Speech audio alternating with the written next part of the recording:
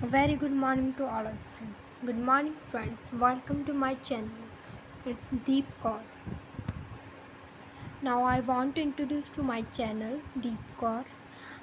मैं आपको इस चैनल पे क्लास 10 के notes NCERT and extra questions और बहुत सारे एमसीक्यूज बताऊंगी। मेरी फर्स्ट वीडियो है how to prepare for class 10th। As you know class 10th is of board. हमें बोर्ड एग्जामिनेशन के लिए कैसे तैयारी करनी चाहिए, हमें क्या करना चाहिए जो कि हम अपना जो है बेस्ट प्रेजेंट कर सकें। Now first of all hard work is the key to success.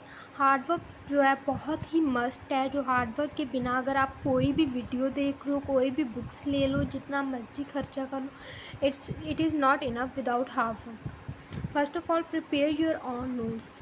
अपने खुद के नोट्स बनाने की कोशिश करो, जितना हो सके जो भी चीज़ हम पढ़ रहे हैं उसको अपनी लैंग्वेज में लिखो। फर्स्ट ऑफ ऑल जो हम नोटबुक बना रहे हैं उस पर जो भी कोई क्वेश्चन लिखा है उसे अपनी लैंग्वेज के में लिखो। इसके लिए हमारी इंग्लिश जो है वो भी इम्प्रूव होनी बहुत ज़रूरी है। Second, NCERT is must.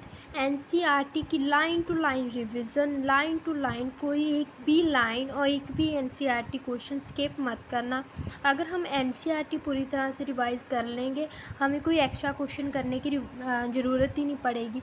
सब कुछ जो है हमारी एनसीईआरटी में ही कवर होगा। जो बाकी के एक्स्ट्रा क्वेश्चन है वो हम सिर्फ प्रेपरेशन के लिए यूज़ करते हैं। अदरवाइज़ एनसीईआरटी में जो क्वेश्चन होते हैं वो डायरेक्टली पेपर में जो है पूछे जाते हैं। एंड सेल्फ स्टडी जो है अपनी सेल्फ स्टडी, टीचर्स जो पढ़ाता है, कोचिंग क्लासेस में जो पढ़ाते हैं वो अलग से, एंड जो हमारी खुद की सेल्फ स्टडी है वो ज़रूर डे 1 से करने स्टार्ट कर दीजिए। डे 1 से अपने खुद के नोट्स बनाइए, खुद के क्वेश्चंस बनाइए, खुद की रिवीजन करें एंड डेली बेसिस पे अपनी जो है रिवीजन कंटिन्यू रखें। Secondly, manage your time according to you. अपनी जैसी को आपको कंफर्टेबल लगता है वैसे अपना टाइम मैनेज करें। ज़रूरी नहीं है कि सुबह 4 बजे उठकर पढ़ना है, ज़रूरी नहीं है कि रात को 11-12 बजे तक पढ़ना है। अगर दिन में आप 3 आवर्स भी अपने आप को दोगे तो भी बहुत बेस्ट है। बट अपना टाइम जो है खुद के अकॉर्डिंगली मैनेज करो। ये नहीं कि यूट्यूब पे किसी ने ये टाइम बता दिया तो हम फर्स्ट आ जाएंगे जहाँ हमारे 90% आ जाएंगे। अकॉर्डिंग टू यू जो है अपना टाइम जो है मैनेज करो। And then learning by writing. जो कोई भी आप क्वेश्चन पढ़ रहे हो, एनसीईआरटी का है चाहे कोई भी क्वेश्चन है, वो हम अपने अकॉर्डिंगली लिखो, अपनी अकॉर्डिंग टू योर अंडरस्टैंडिंग। कोई भी क्वेश्चन कर रहे हो एनसीईआरटी का है उसे 3 बार लिख कर देखो अपनी लैंग्वेज में। फर्स्ट ऑफ ऑल जैसे कि कोई एनसीईआरटी का क्वेश्चन है, हम वो पढ़ रहे हैं, कोई कंसेप्ट है एनसीईआरटी का, फर्स्ट ऑफ ऑल उसे पूरी तरह से रीड करो कि हम उस कंसेप्ट में है क्या। लाइन टू लाइन उसको पढ़ो, उसको समझो, फिर उस क्या है जो अलग से नोटबुक पर लिख कर देखो अपनी लैंग्वेज में कि हम कैसे लिख सकते हैं, इसका क्या मीनिंग है अपनी लैंग्वेज में। ज़रूरी नहीं है कि पहले आप इंग्लिश में जाकर लिखो, जिस लैंग्वेज में आप कंफर्टेबल है उसमें लिखो जिसमें आपको समझ आ सके।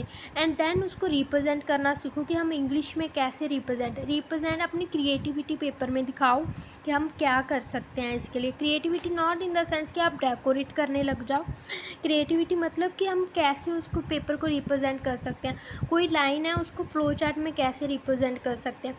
फ्लो चार्ट में रिप्रेजेंट करोगे, उसकी डेफिनेशन दोगे। फर्स्ट ऑफ ऑल आपने उसको इंट्रोडक्शन, कोई क्वेश्चन है उसकी इंट्रोडक्शन लिखी, इंट्रोडक्शन के बाद देन जो भी हमारा जो काम है उसका जो मेन पार्ट है क्वेश्चन का वो बॉडी पार्ट लिखकर उसको अगर हम फ्लो चार्ट में रिप्रेजेंट कर सकते हैं तो करो। फ्लो चार्ट में रिप्रेजेंट करने के बाद लास्ट में कंक्लूजन इज़ मस्ट।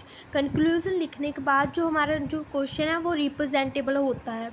सबको अपने आप को सबसे सेपरेट बनाओ, क्योंकि जो एनसीईआरटी पे बुकिश लैंग्वेज है वो तो सभी याद करेंगे। B separate from everyone. क्योंकि जो अगर आपकी क्लास में 30 स्टूडेंट्स हैं, 30 स्टूडेंट वही बुकिश लैंग्वेज यूज़ करेंगे, 30 के 30 को सेम मार्क्स मिल जाएंगे। But B separate, be unique बनो सबसे। अपनी लैंग्वेज में लिखो, अपनी क्रिएटिविटी यूज़ करो और ख़ुद रिप्रेजेंट करो क्वेश्चंस को। देन रिस्पॉन्स इन क्लास में रिस्पॉन्स करो। कोई साइंस का पीरियड चल रहा है, किसी मैथ्स का लेक्चर चल रहा है, don't be so inactive. Response करो, क्योंकि जो क्लास में टीचर्स बता सकते हैं वो कोई भी नहीं बता सकता।